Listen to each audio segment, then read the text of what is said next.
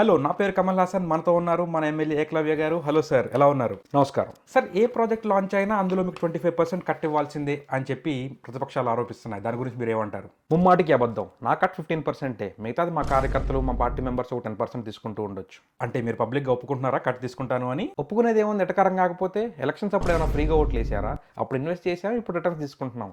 It's all business. Amazing. మీకు మరొక సూటి ప్రశ్న, మీరు కాస్ట్ బేస్డ్ పాలిటిక్స్ నమ్ముతారా, డెవలప్ బేస్డ్ పాలిటిక్స్ నమ్ముతారా? కాస్ట్ బేస్డ్ డెవలప్మెంట్ అర్థం కాలేదు సార్. అంటే మా క్యాస్ట్ వాళ్ళని డెవలప్ చేయడం, అంటే మా క్యాస్ట్ వాళ్ళు డెవలప్ అయితేనే కదా మళ్ళీ నాకు ఓట్లేసి గెలిపించేది. Once again amazing. Moving on to the next question, మీ కాన్స్టిట్యున్సీలో రోడ్స్ చాలా అధ్వానంగా ఉన్నాయని బయట అంటున్నారు. దాని గురించి మీరు ఏమంటారు? రోడ్స్ అధ్వానంగా ఏం లేవు, అక్కడక్కడ కొంచెం పాట్ హోల్స్ ఉన్నాయి అంతే. కాకపోతే దానికి కూడా ఒక రీజన్ ఉంది. ఏంటో ఆ రీజన్? అది నేను చెప్పకూడదు, మా కార్యకర్తలను అడగండి, వాళ్ళు చెప్తే కరెక్ట్ గా ఉంటుంది. హలో హలో, వినపడుతుందండి?